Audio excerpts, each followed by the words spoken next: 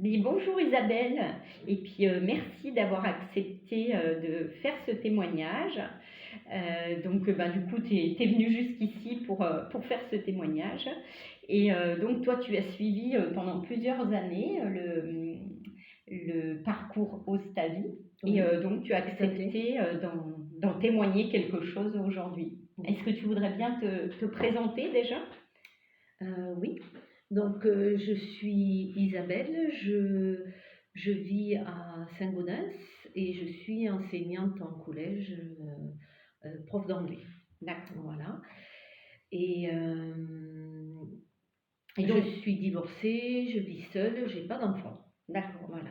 ok. Et donc, dans quelle situation est-ce que tu te trouvais quand tu as démarré ce parcours au Stavi? Alors, en fait, je sortais d'un an de burn-out,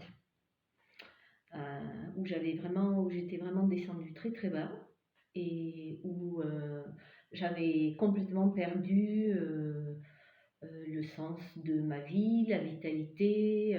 J'étais très fatiguée, je savais plus, voilà, je savais plus où j'étais. Hmm.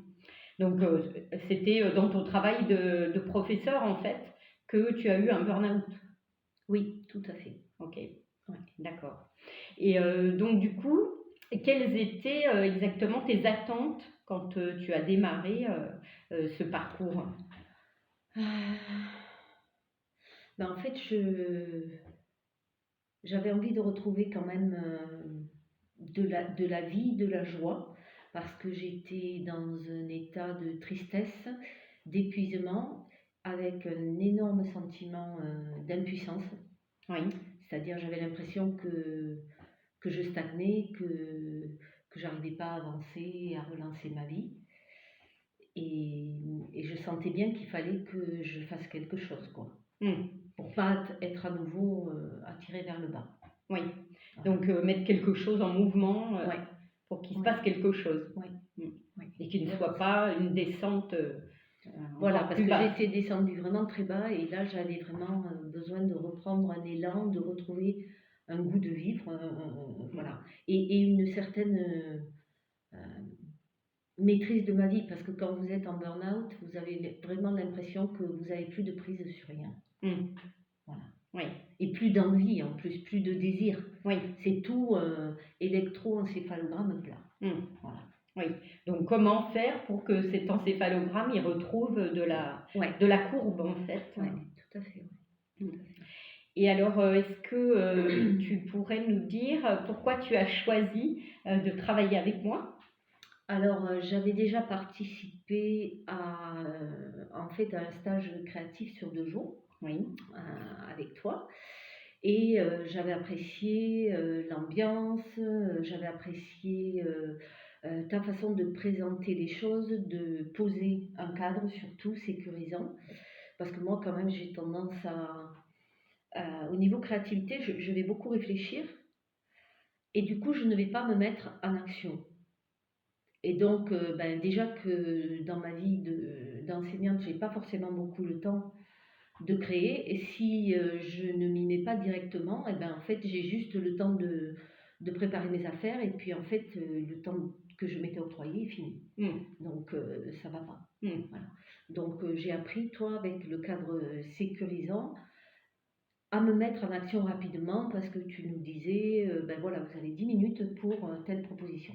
Hmm. Voilà. Donc déjà, il y avait ça.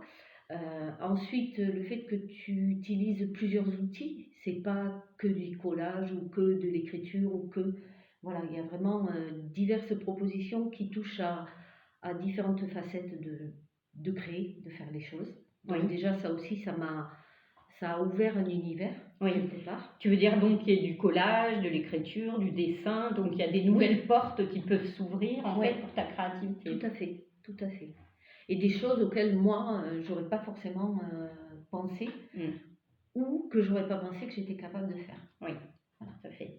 Hmm.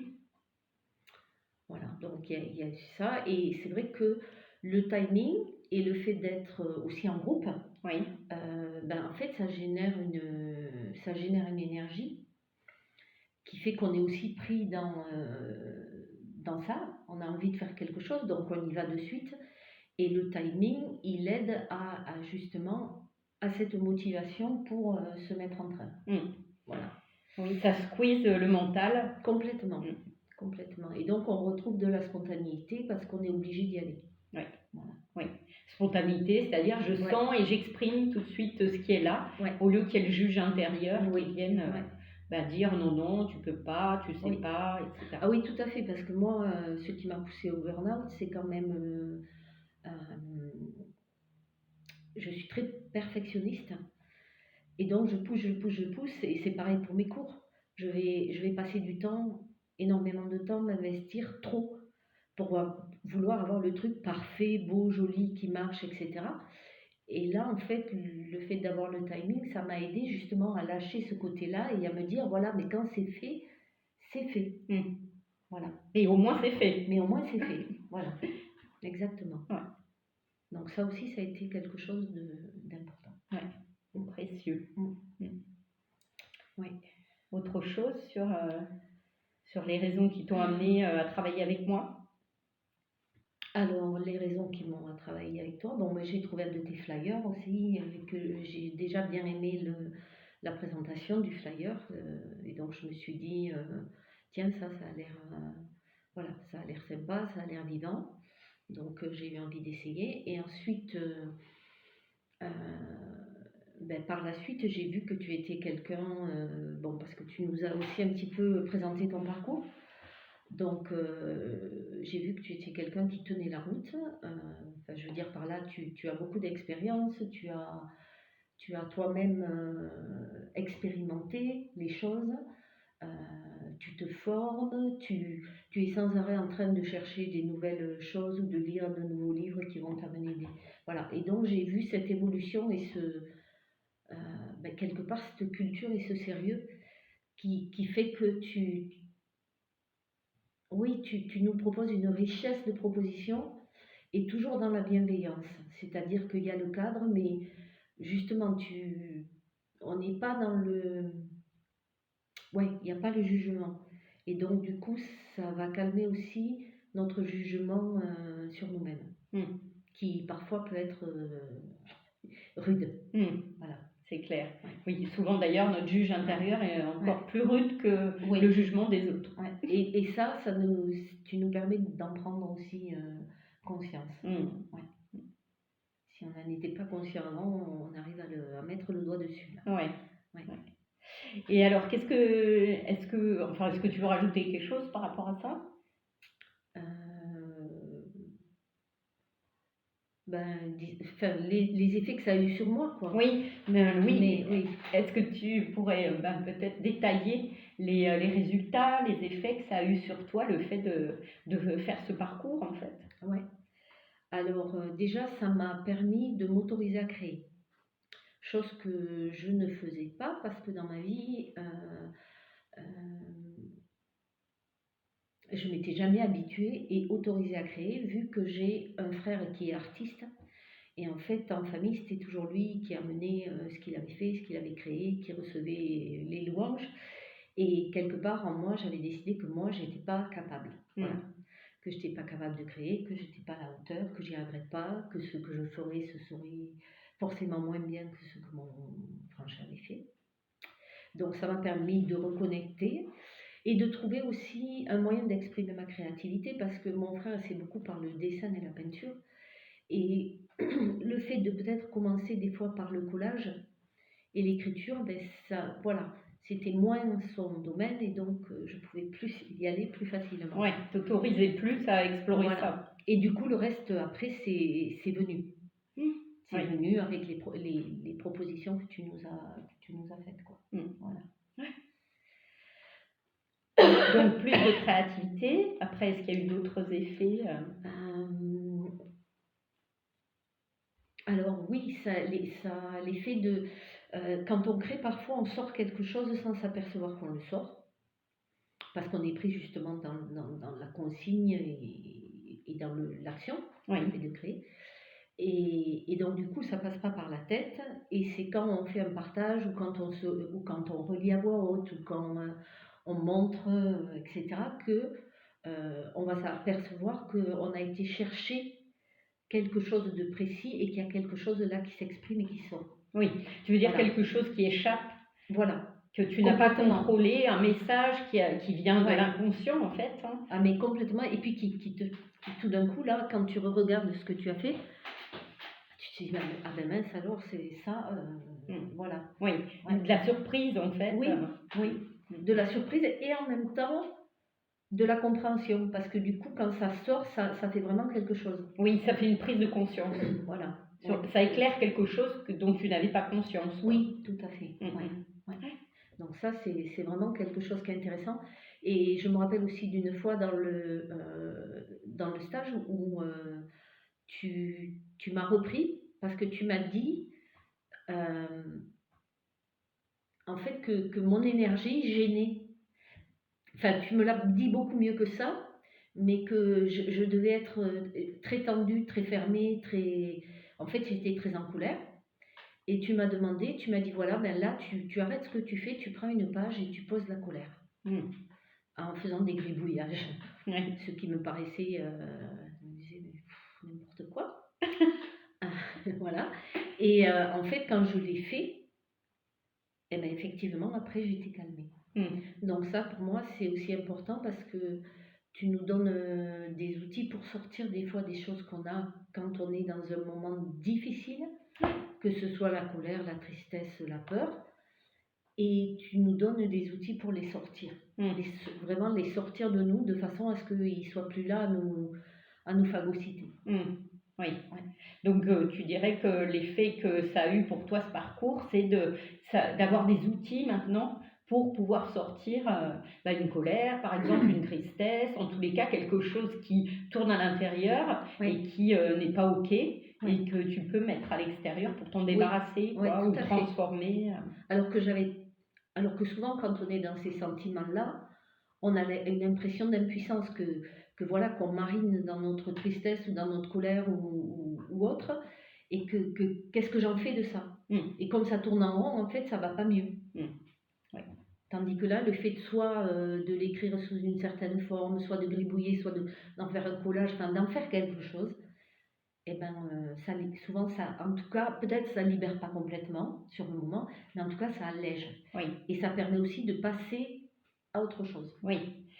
Et puis tu as souvent évoqué aussi le fait d'avoir plus prise, d'être plus actrice peut-être de ce qui se passe, du coup au lieu de subir ce qui est en train de se vivre à l'intérieur. Oui, tout à fait, ouais. Ça donne... Enfin, moi, de toute façon, ça m'a redonné de la joie et permis de mieux exprimer mes sentiments quand ils sont des sentiments... les sentiments de joie d'ailleurs comme les autres, hein, je peux créer quelque chose simplement parce que je suis bien. Mais si jamais j'ai quelque chose qui m'alourdit, je sais aussi que je peux faire quelque chose avec. Et que du coup, ça va me libérer. Voilà. Et c'est vrai que ça m'a redonné aussi un peu de l'audace, justement, pour aller de l'avant, parce que quand on est en burn-out, on se sent vraiment impuissant, et impuissant à changer la situation. Voilà. Et donc ça m'a montré que je pouvais faire des choses sympas, que je pouvais le faire, et que même si c'était pas beau, c'était pas grave, et que voilà. Et donc ça m'a remis dans une forme de vie, quoi, d'activité, au lieu de me sentir totalement sans prise sur ma vie, quoi. Oui. Et puis on pourrait dire peut-être aussi de la confiance dans ton potentiel. Oui, parce qu'il y a aussi le plaisir du fait qu'on travaille sur des cahiers. Un gros plaisir des fois de revenir ce qu'on a fait et de se dire mais moi j'avais fait ça, c'est moi qui ai fait ça. Et donc voilà, ça fait du bien. On peut en regardant ces cahiers se ramener aussi à ce moment-là et donc revivre le plaisir qu'on a eu, la joie qu'on a eue, être content de ce qu'on a fait. Ce qui n'est pas souvent le cas. Oui, c'est valorisant. Voilà, aussi, on pourrait dire. C'est valorisant. C'est valorisant. C'est vrai. Donc oui, ça m'a quand même énormément apporté de choses, et du coup maintenant j'ai toujours un sac avec des trucs créatifs dedans, des feuilles, des magazines pour pouvoir voilà, faire mes collages. J'en fais aussi sur des cartes que j'envoie à des amis et je sais combien ils apprécient parce qu'ils me l'ont dit. Donc voilà, c'est mon petit côté créatif à moi. Tout à fait. Ouais. Voilà. Et est-ce qu'il y a eu un grand changement après avoir fait ce parcours que tu aurais vécu? Quelque chose vraiment de particulier que tu pourrais nous évoquer? Alors, quelque chose de... Bah, déjà, le fait que j'ai pris confiance et que du coup, bah, je m'autorise moi à créer chez moi et à afficher chez moi ce que j'ai créé. Oui. Ça aussi, donc d'assumer. Assumer, voilà, qui je suis, même si des fois ça montre, parce que j'ai toujours eu un petit grain de folie au niveau de ma déco, mon habillement, etc. Mais là, du coup, ça me permet de rentrer encore plus là-dedans. Oui, d'assumer ta voilà. singularité, Ouais. en fait. Ouais, tout à fait. Ouais. Et sinon, après,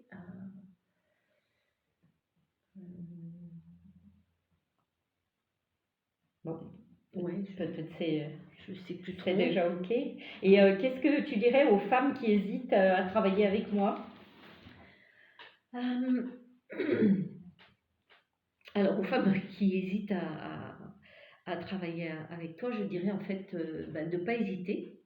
D'une part parce que tu es quelqu'un qui est très sérieuse dans ta fantaisie, parce que tu es aussi complètement toi-même et tu es très légère et joyeuse dans ta façon de guider les gens. Donc, tout en étant sécurisante et tout en étant cadrante. Et ça, tout le monde n'a pas ces capacités-là. Et toujours dans la bienveillance. Tu sais nous mettre à l'aise, tu sais nous encadrer, tu sais nous recadrer si on a besoin. Et donc, tu nous aides vraiment à mettre à jour nos propres ressources. Tu nous aides à aller sortir de nous, mettre à jour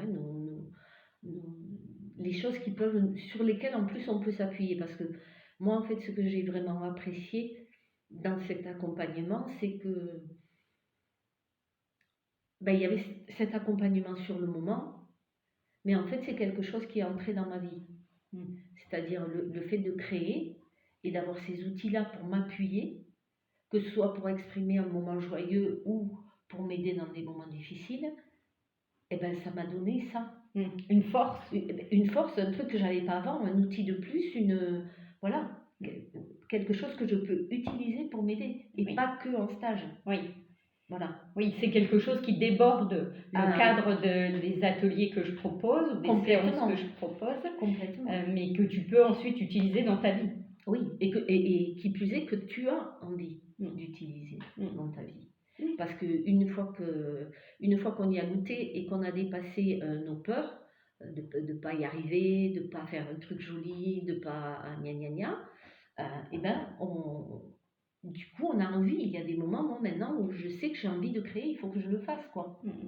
Voilà, parce que je sais que ça va m'amener, enfin, même pas, je me pose même pas cette question, qu'est-ce que ça va m'amener?